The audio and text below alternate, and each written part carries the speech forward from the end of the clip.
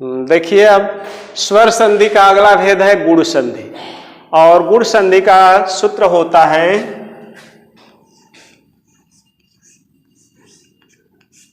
आद गुणा।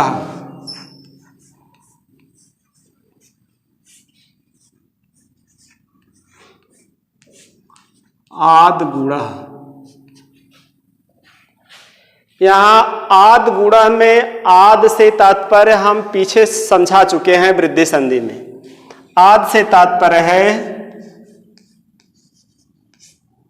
आद में द हलंत्यम से बाहर हुआ, बचा आ, तो इसमें है अ या आ, अ भी है और आ भी है। तो गुण संधि का पहला सूत्र कहता है कि जब अ या आ के बाद ई आए तो इन दोनों के स्थान पर ए हो जाता है। जब अ या आ के बाद ई आए तो इन दोनों के स्थान पर ए हो जाएगा, वह गुण संधि होगी।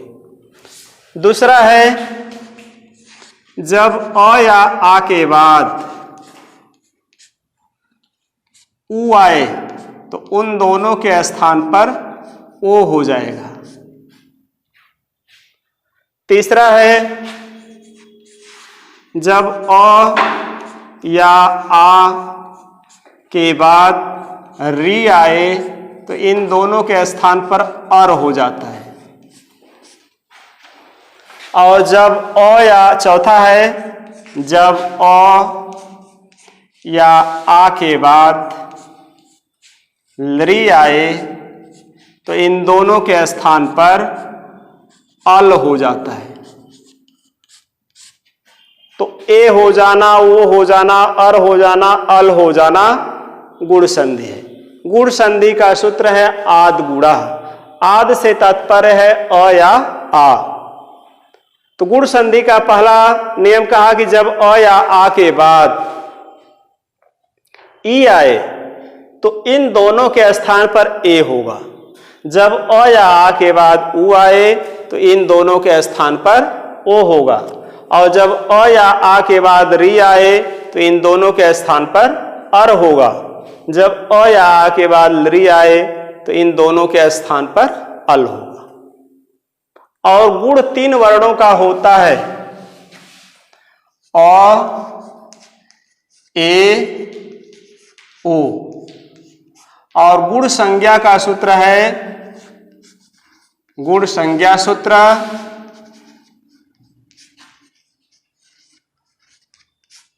आदेंग गुणा। आदेंग गुणा। और इस आदेंग में ही हमें अ, ए, ओ प्राप्त हो जाता है। तो तीन वर्णों का गुण होता है, अर्थात यह आद गुणा सूत्र कहता है कि अ के बाद ई आने पर ए होगा। जैसे रमेशः, रमेशः में ए का मात्रा आया है तो हम संधि करेंगे तो हो जाएगा रमाधन ईशः। अब रामा में यहां हमें क्या मिला? आ। ईशः में क्या मिला? ई। यह पहला नियम क्या कहा कि अ या आ के बाद ई आए या बड़ी आए तो उसके स्थान पर ए हो जाएगा। तो आ के बाद ई आया तो इसके स्थान पर क्या होगा? ए। और यही ए का मात्रा यह है रमेशः। सिद्ध हुआ। फिर दूसरा नियम कहा कि जब अ या आ के बाद उ आए तो ओ हो जाएगा। उदाहरण होगा महोत्सवः।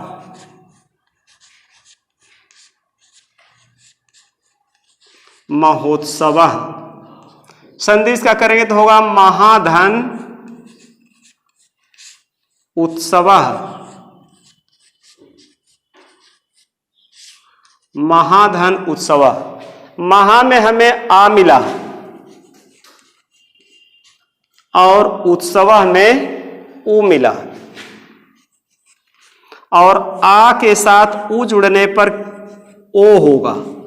यह गुण संधि का दूसरा नियम कहा कि जब अ या आ के बाद उ आए तो इन दोनों के स्थान पर ओ होगा, और यही ओ का मात्रा ये महोत्सव में है, ओ का है। तो महोत्सव का संधि विच्छेद हो गया महाधन उत्सव, आधन उ बराबर ओ, आद गुणा गुण संधि। अब तीसरा नियम क्या कहता है कि जब अ या आ के बाद री आए तो इन दोनों के स्थान पर अर होता है। जैसे है महर्षि,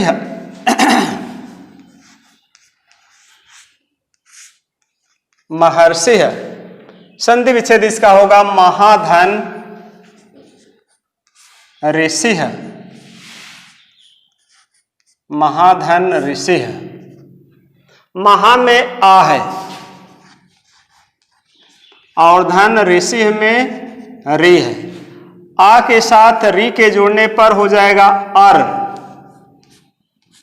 तो हो जाएगा महर्षि। अगर इसमें संदेह हो रहा हो तो इसे हम अलग अलग करके दिखा दे रहे हैं। जैसे महाधन ऋषि है तो इसमें आ धन महा में का आ निकाल देंगे तो हो जाएगा म मह धन आ धन री धन सिंह।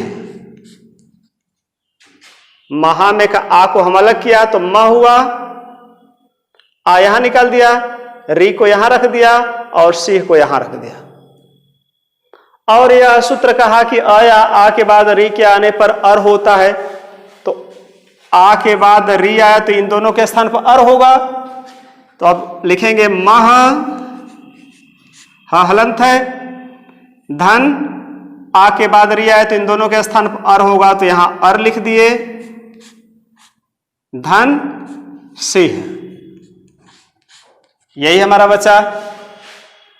अब हम इसको जोड़ेंगे तो ह आधा है, अ मिलेगा तो पूरा ह हो जाएगा, तो हो गया म ह। इतना तो हो गया।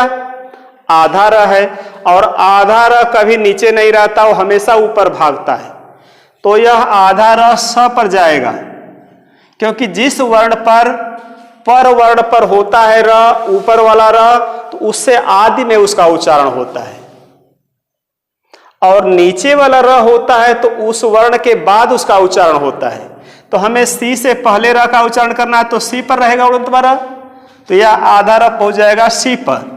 तो यहां है सी और इस पर उड़ंतवा र यहां पहुंचा और विसर्ग, तो हमारा बन गया महर्षि, अर्थात इसका संधि विच्छेद है महाधन ऋषि। मुख्य ये जानना है कि तीसरा नियम ने कहा कि आ के बाद री के आने पर अर होगा।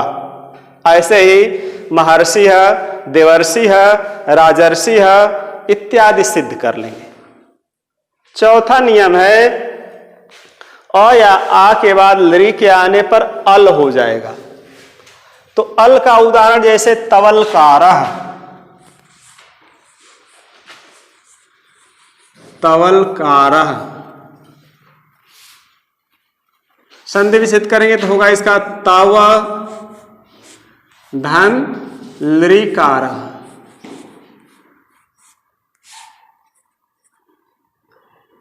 अब तव में वह अ को अलग निकाल देंगे तो वह हलंत हो गया, धन अ धन लृ धन कारः। यह सूत्र कहा कि अ या आ के बाद लृ के आने पर अल होगा। तो अ के बाद लृ आए तो इसके स्थान पर अल होगा, तो यहां लिख लेंगे तव हलंत है, धन अल लप हलंत है, धन कारः।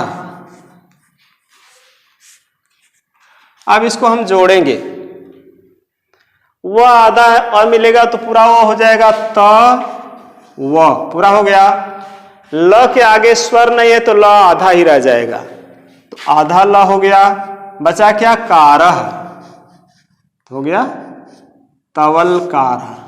तो यह सिद्ध हो गया, अर्थात तवलकारः का संधि विच्छेद होगा तव धन लृकारः। और तव में अ को अलग किया अधनरी, अधनरी बराबर अल, क्योंकि गुण संधि का चौथा नियम कहा कि अ या आ के बाद री के आने पर अल होगा। तो गुण संधि में 4 नियम, ए करने वाला, ओ करने वाला, अर करने वाला और अल करने वाला, यही हमारा गुण संधि।